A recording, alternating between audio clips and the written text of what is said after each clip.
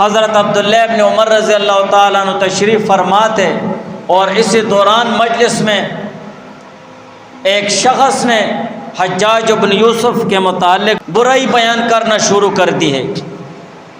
کہ حجاج بن یوسف نے اپنے حکومت میں یہ کیا تھا، یہ کیا تھا، وہ کیا تھا۔ عبداللہ ابن عمر رضی اللہ تعالیٰ عنہ نے اس کو ٹوکا اور اس سے کہا کہ چپ ہو جاؤ،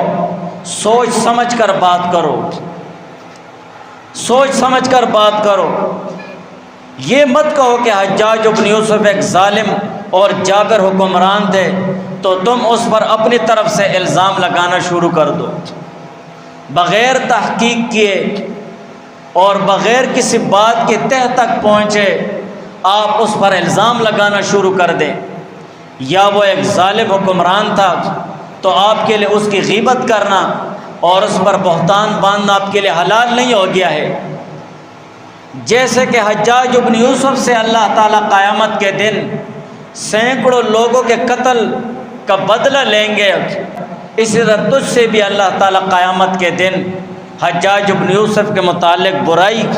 اور اس پر بہتان باندھنے کے متعلق انتقام لیا جائے گا۔ تو کہنے کا مقصد یہ ہے کہ افواہ سازیوں میں حصہ نہیں لینا چاہیے، افواہ کے پیچھے نہیں پڑنا چاہیے، بلکہ ہر سنی سنائی ہوئی بات کو آگے پھیلانا یہ جھوٹ میں داخل ہے۔ جو سنی سنائی بات کانوں میں آ گئی ہے اور بغیر تحقیق کے آپ نے اسے آگے چلتا کر دیا ہے، بغیر اس کے تہ تک پہنچے آپ نے اسے آگے پھیلانا شروع کر دیا ہے تو یہ جھوٹ میں داخل ہے۔ اور قرآن میں اللہ تعالیٰ فرماتے ہیں کہ پہلے تحقیق کرو خبر کی، اس کے بعد آپ اس پر عمل درآمد کریں۔ اور بغیر تحقیق کی خبر کو آگے پھیلانا ہمارے معاشرے کی بہت بڑی بیماری بن گئی ہے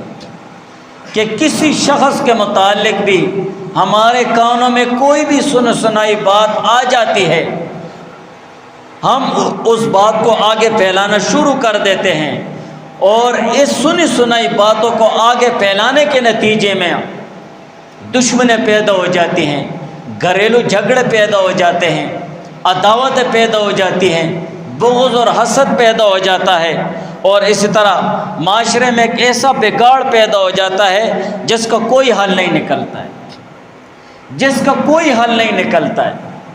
اور اس تمام باتوں کا ایک ہی حل ہے کہ ہم قرآن کی اس آیت پر عمل کریں۔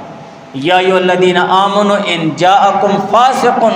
بنبأ فتبینوا ان تصیبوا قوما بجہالۃ فتصبحوا علی ما فعلتم نادمین۔ اس کے معنی اور مطلب کو ذہن میں رکھ کر اس پر عمل کریں۔